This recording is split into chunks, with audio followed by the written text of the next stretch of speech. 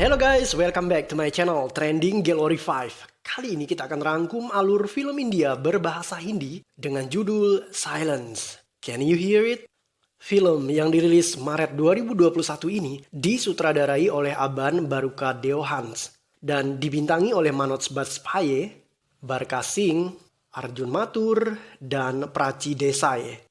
Silence, Can You Hear It berkisah tentang usaha petugas polisi dalam mengungkap misteri pembunuhan terhadap seorang gadis yang bernama Pooja. Penasaran seperti apa ceritanya? Nah guys, makanya simak rangkuman alur film ini tanpa skip biar ketemu magisnya film ini. Oke, tanpa banyak basa-basi kita langsung ke TKP.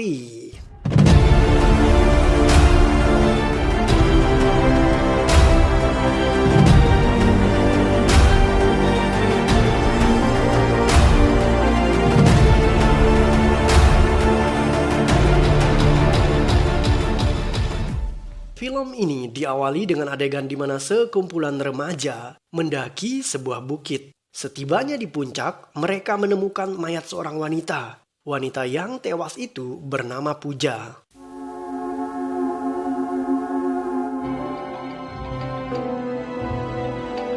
Seorang pria bernama Raffi mendatangi rumah duka. Ia bertemu dengan kedua orang tua Pooja dan menceritakan momen terakhir saat bertemu Pooja. Menurut Raffi, hari Jumat pukul 10 malam, Pooja mendatangi rumahnya untuk bertemu istrinya yang bernama Kavita. Namun Kavita tidak ada di rumah karena Kavita pergi ke daerah yang bernama Pune untuk sebuah pameran. Pooja berniat menyusulnya sekaligus memberikan kejutan. Malam itu, Pooja menginap di rumah Raffi. Hari Sabtu pagi, Raffi bergegas ke kantor sedangkan Pooja siap berangkat ke Pune. Raffi kemudian kembali ke rumah karena ia ketinggalan flash disk. Saat Raffi masuk ke dalam rumah, ia mendengar jeritan dan ternyata itu adalah suara jeritan Kavita yang terjatuh dari tangga sedangkan Pooja sudah tidak ada di rumah itu. Raffi menjelaskan bahwa Kavita pulang lebih cepat karena acara pamerannya dibatalkan. Current duties का सवाल है. You will be. Ayah Pooja yang bernama Chaudhuri mendatangi komisaris polisi. Ia meminta polisi yang bernama Verma untuk menangani kasus kematian anaknya. Ayah Pooja adalah seorang hakim yang terkenal di kota itu. Kebetulan, ia mengenal karakter polisi Verma. Seorang polisi yang haus untuk menegakkan kebenaran dan tidak kenal kompromi dengan kejahatan. Investigasi dimulai. Polisi wanita yang bernama Sanjana menyampaikan hasil laporan postmortem. Pooja meninggal akibat pukulan benda keras di tengkorak kepala bagian belakang. Tidak ditemukan senjata pembunuhan. Waktu kematian diperkirakan hari Sabtu sekitar pukul 10 hingga 12. Mayatnya ditemukan pada hari Minggu pagi pukul 10 di lokasi trekking. Setelah menganalisa luka korban, Verma dengan kecerdasannya menyimpulkan bahwa pembunuhnya memiliki tenaga yang kuat dan postur tubuh yang lebih tinggi dari korban.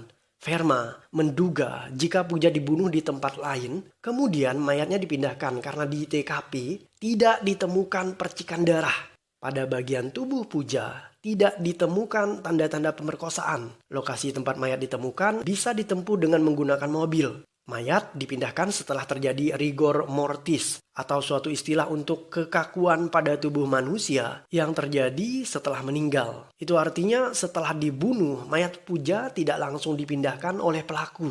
Orang terakhir yang melihat Pooja adalah Raffi dan pembantunya yang bernama Dadu. Verma mendatangi lokasi penemuan mayat. Di sana ia menemukan puntung rokok dan botol bir. Verma melanjutkan investigasinya dengan mendatangi kediaman orang tua Pooja. Menurut ibu Pooja, anaknya tidak memiliki kekasih. Ia hanya punya seorang sahabat yang bernama Kavita. Ayah Pooja mengatakan bahwa di rumah itu, selain pembantu, tinggal juga anak teman Tuan Chaudhuri bersama tunangannya yaitu Rishabh dan Kia. Dari keterangan sang ibu, diketahui jika Pooja memakai anting-anting berlian. Namun, benda berharga itu tidak ditemukan pada mayat anaknya. Verma menginterogasi Rishabh. Pria ini mengatakan bahwa pada Jumat malam hingga Sabtu siang, ia berada di rumah temannya yang bernama Nikhil. Karena Nikhil sedang berulang tahun. Kia, tunangannya, tidak ikut karena ia mengalami jet lag setelah melakukan perjalanan udara dari Amerika ke India. Verma mendatangi Dadu. Dadu menjelaskan seperti ini. Hari Sabtu pagi, saat Raffi berangkat ke kantor, Puja meminta Dadu untuk menjahit tasnya yang koyak. Dadu bergegas keluar untuk mencari toko penjahit tas. Toko itu tidak jauh dari rumahnya. Saat Dadu pulang dan masuk ke rumah, ia mendengar Kavita menjerit, kemudian terjatuh dari tangga. Raffi keluar dari kamar atas untuk melihat apa yang terjadi kepada Kavita. Saat kejadian itu, Puja tidak ada di sana. Bahkan setelah Dadu dan Raffi membawa Kavita masuk ke rumah sakit, Puja juga tetap tidak muncul, sedangkan tasnya masih ada pada Dadu. Menurut Dadu, Puja kemungkinan sudah pergi dari rumah ketika Dadu mendatangi toko untuk menjahit tas. Polisi Verma kemudian menyusun urutan kronologis kejadiannya. Raffi berangkat ke kantor pukul 9.50. Dadu memperbaiki tas Puja pukul 10 pagi. Puja meninggalkan rumah sekitar pukul 10 hingga pukul 10.15. Raffi kembali ke rumah untuk mengambil flash disk yang tertinggal pukul 10.25. Kavita sendiri kembali ke rumah pukul 10.35. Kemudian ia jatuh dari tangga dan di saat bersamaan Dadu kembali dari toko. Pukul 10.50 Dadu menelpon ambulan. Mayat Puja ditemukan dengan pakaian yang sama saat ia terakhir kali meninggalkan rumah orang tuanya. Itu artinya Puja belum sempat mandi dan ganti baju saat ia dibunuh. Verma menuju ke sebuah rumah sakit untuk menginterogasi Raffi. Raffi menjaga istrinya Kavita yang sedang koma. Verma tidak bisa menginterogasi Kavita karena ia sedang koma. Menurut Raffi, ia berangkat ke kantor pagi itu meninggalkan Puja dan Dadu di rumahnya. Raffi kemudian kembali ke apartemen untuk mengambil flash disk yang ketinggalan. Raffi naik ke kamar di lantai atas dan tak lama berselang ia mendengar istrinya Kavita berteriak kemudian terjatuh di tangga. Sanjana mendatangi rumah Verma. Ia menyampaikan beberapa informasi terkait Puja. Pertama, wanita itu pernah melakukan kencan online 7 bulan lalu namun kencan itu tidak berhasil. Dan kedua, ponsel milik Puja terdeteksi berada di daerah lokasi perbukitan di mana mayatnya ditemukan sekitar pukul 3.30 sore. Itu artinya di saat itulah mayat Puja dipindahkan lokasi perbukitan itu. Good morning. Good morning, sir. काम छोड़ के पिकनिक हो रही है? Anak buah Verma yang bernama Raj menyelidiki riwayat panggilan telepon Raffi. Dan ia menemukan 2 panggilan mencurigakan, yaitu Raffi menghubungi sebuah bar dan ia juga menghubungi pria yang bernama Sani sebanyak 6 kali. Verma menyadari kemungkinan Raffi adalah orang yang membunuh Puja. Ia memeriksa apartemen Raffi, namun ia belum mendapatkan petunjuk yang bisa membantu penyelesaian kasusnya. Menurut Dadu, Raffi tidak pergi kemana-mana setelah menghilangnya Puja karena Raffi selalu berada di rumah sakit untuk menjaga Kavita. Dadu juga mengatakan bahwa mereka punya pembantu lain yang khusus untuk menangani bersih-bersih rumah. Pembantu itu bernama Barati. Namun saat hari kejadian, Barati tidak ada di apartemen karena ia mendapatkan shift kerja siang hari. Verma bertemu dengan pembantu yang bernama Barati. Menurut Barati, hari Sabtu pukul 2, Barati menemukan seorang pria tidak dikenal keluar dari apartemen dan membawa sebuah karung besar. Saat Barati masuk ke dalam, Dadu tidak ada di sana. Barati menelpon Tuan Raffi dan Raffi memintanya untuk tetap tenang karena pria itu adalah orang suruhannya. Berdasarkan keterangan Barati, polisi akhirnya mendapatkan sketsa wajah pria yang keluar dari apartemen tersebut. Polisi Raj dan Amit mendatangi sebuah bar. Mereka menanyakan tentang Sani, pria yang ditelepon oleh Raffi. Menurut pelayan bar, Sani bekerja sebagai security di bar itu, namun ia sudah tidak muncul selama beberapa hari. Setelah polisi pergi, pelayan bar tadi menghubungi Sani dan memberitahunya bahwa polisi sedang mencari dirinya. Sani ketakutan. Ia menghubungi temannya yang bernama Srikan. Sani memutuskan untuk pergi meninggalkan India dan ia meminta sejumlah uang dari temannya Srikan. Mereka berjanji untuk bertemu di suatu tempat. Ternyata pertemuan Sani dan Srikan diboncengi oleh mafia yang bernama Irfan. Irfan berniat menangkap Sani karena Sani masih belum membayar hutangnya. Polisi menyadap percakapan telepon antara Sani dan Srikan. Mereka bersiap untuk menyergap Sani. Srikan tiba di TKP. Ia bergegas keluar untuk bertemu Sani. Sedangkan Irfan and the gang, mereka menunggu di dalam mobil. Ketika Sani muncul, Srikan justru berteriak agar Sani melarikan diri. Merasa dihianati, Irfan and the gang kemudian menembak Srikan. Polisi Verma dan teman-temannya melakukan perlawanan terhadap Irfan. Dalam insiden tersebut, Srikan, Sani, dan semua geng Irfan tewas tertembak. Bahkan polisi Verma juga tertembak. Beruntung, ia masih bisa selamat. क्या हुआ ठीक हो Verma memanggil Raffi ke kantor polisi. Raffi mengatakan bahwa memang dirinya lah yang meminta Sani untuk datang ke rumah dan membawa sesuatu dalam karung besar. Menurut Raffi, isi karung yang dibawa Sani adalah buku-buku bekas yang akan diberikan ke panti jompo. Polisi tentu saja tidak percaya. Namun Raffi memberikan nomor HP pengelola panti jompo itu kepada mereka untuk memastikan perihal tersebut. Setelah dihubungi, ternyata nomor HP itu tidak aktif, yang artinya Raffi berbohong. Sekalipun demikian, Verma belum siap untuk menangkap Raffi karena mereka masih belum punya bukti yang kuat untuk memastikan jika isi karung tersebut adalah mayat Puja atau buku-buku bekas. Polisi Verma menderita luka tembak di bagian lengan kanan.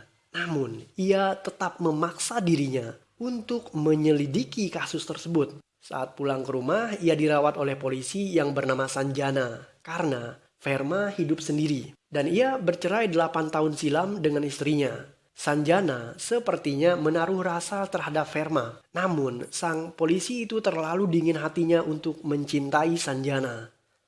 Keesokan paginya, Verma mendatangi kantor polisi. Ia mengutarakan asumsinya seperti ini. Menurutnya, Raffi adalah pembunuh Puja dan saat Kavita pulang, ia melihat mayat Puja. Itu sebabnya ia ketakutan, kemudian lari menuruni tangga dan terjatuh. Yang menjadi masalah adalah Kavita sedang dalam keadaan koma dan tidak sadarkan diri. Jadi polisi tidak bisa menginterogasinya. Verma mendatangi ayah Puja yang bernama Chowdhury. Chowdhury adalah seorang hakim terkenal di wilayah itu. Verma kemudian meminta bantuan Chowdhury agar bisa mengizinkannya melakukan investigasi terhadap Kavita. Chowdhury meminta rumah sakit memberikan izin pada Verma agar melakukan hal tersebut. Permintaan Verma dikabulkan. Ia diberikan waktu 10 menit untuk sesi interogasi. Di saat bersamaan, media mengetahui hal tersebut dan mereka memberitakannya. Raffi mengetahui bahwa Kavita diinterogasi oleh Verma melalui sebuah berita di TV. Ia terlihat sangat ketakutan. Raffi segera mendatangi rumah sakit. Ia kemudian berkata, "Apa-apaan ini? Berani-beraninya kamu mengganggu istriku yang sedang koma." Di saat bersamaan, Chowdhury masuk ke ruangan itu. Ia meminta Raffi agar membiarkan Verma melakukan tugasnya agar pembunuh Puja bisa ditemukan. Semuanya demi keadilan untuk Puja. Raffi akhirnya tunduk pada kata-kata Chowdhury. Verma melanjutkan investigasinya dengan syarat ia diberikan pertanyaan yang tidak membebani psikologis Kavita. Sekalipun koma, Kavita ternyata bisa mendengar pertanyaan yang diberikan oleh Verma. Ia menggunakan kode jarinya untuk berkomunikasi. Jika jawabannya iya, maka Kavita akan menggerakkan jari tangannya ke atas. Dan jika jawabannya tidak, maka jari Kavita akan tetap diam. Verma memulai dengan pertanyaan, "Kavita, apakah kamu siap diwawancarai terkait kasus kematian Puja?" Kavita memberikan kode dengan menggerakkan jarinya ke atas, yang artinya adalah ia bersedia untuk diwawancarai. Verma kemudian melanjutkan pertanyaan kedua. "Kavita, apakah kamu melihat suamimu Raffi membunuh sahabatmu Puja?" Jari Kavita tidak bergerak. Kemudian Verma mengulangi pertanyaan yang sama. Namun jari Kavita tetap diam tidak bergeming. Verma membalik pertanyaannya. "Kavita, apakah Raffi bukan pembunuh Puja?" Dan sejurus kemudian jari Kavita bergerak ke atas. Yang artinya Raffi bukanlah pembunuh Puja. Verma memberikan pertanyaan terakhir. Kavita, apakah Puja sudah meninggal saat Raffi suamimu pulang? Kavita menggerakkan jari telunjuknya ke atas, pertanda bahwa jawabannya adalah iya, bahwa Puja memang sudah meninggal saat Raffi pulang. Namun, Verma tidak sempat melihat jari Puja karena di saat bersamaan, Raffi berteriak dan tidak terima jika Verma terus mengganggu istrinya yang sedang dalam keadaan koma dengan pertanyaan yang dianggap kebanyakan dan berlebihan. Verma akhirnya tidak diizinkan untuk bertanya lebih lanjut kepada Kavita. Verma memeriksa barang-barang yang ada di dalam tas Puja. Mereka menemukan sebuah flash disk dan saat dibuka isinya ternyata foto-foto antara Puja dan seorang pria. Verma juga curiga karena ada satu panggilan telepon umum yang masuk ke rumah Raffi dan panggilan itu hanya berlangsung 30 detik. Telepon itu sulit dilacak karena dilakukan melalui telepon umum. Oke guys, ceritanya makin complicated aja nih. Siapakah pembunuh Puja dan apa motif dibalik pembunuhan tersebut? Well, let's find out.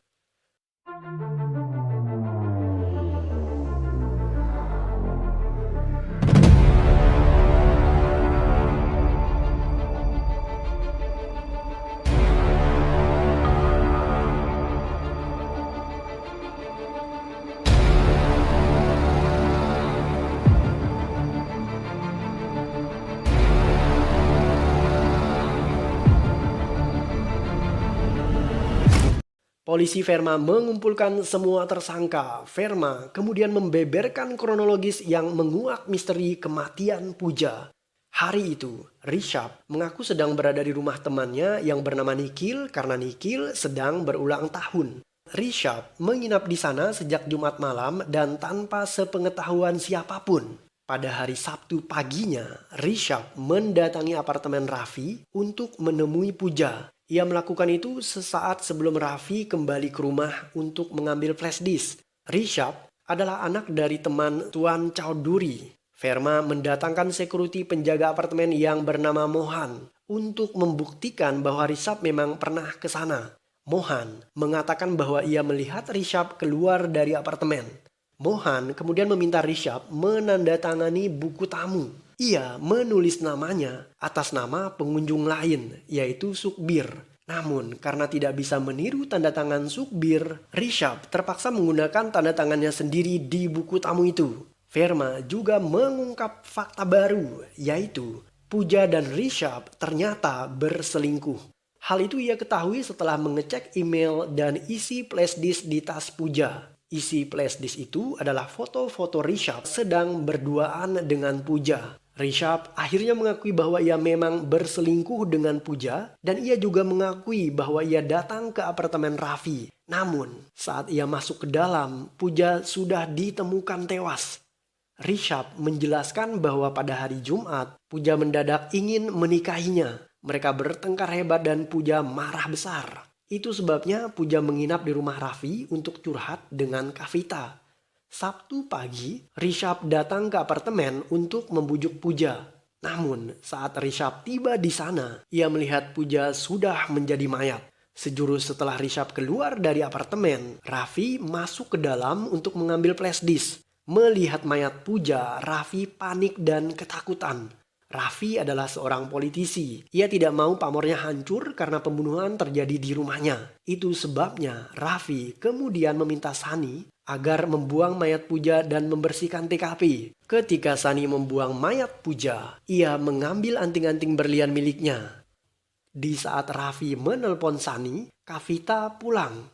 Kavita mendengar bahwa Raffi memang bukan pembunuh Puja melalui percakapan di teleponnya. Namun karena ia panik, Kavita berlari turun ke bawah dan ia terpeleset dari tangga dan akhirnya jatuh ke bawah. Di saat itulah Dadu datang ke ruangan. Namun Dadu tidak sempat naik ke lantai atas karena ia dan Raffi buru-buru mengantar Kavita masuk ke rumah sakit. Setelah itu, polisi Verma kemudian menahan Rishabh atas tuduhan pembunuhan Puja. Polisi juga menahan Raffi atas tuduhan pelenyapan barang bukti.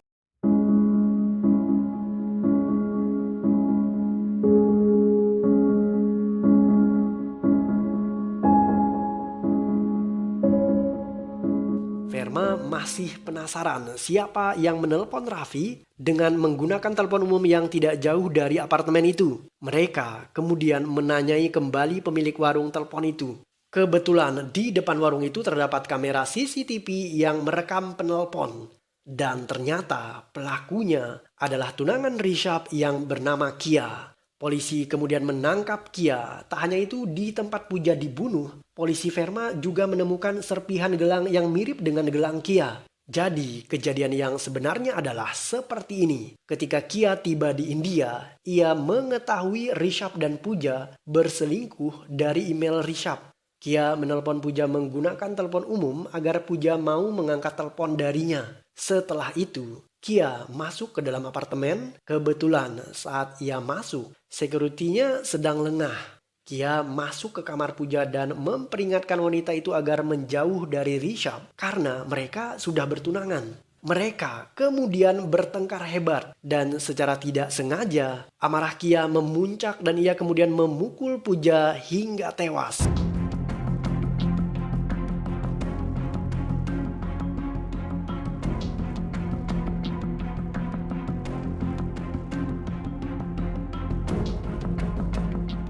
Kia keluar dari kamar itu dan sejurus kemudian Rishabh juga masuk ke kamar dan menemui Pooja sudah tewas.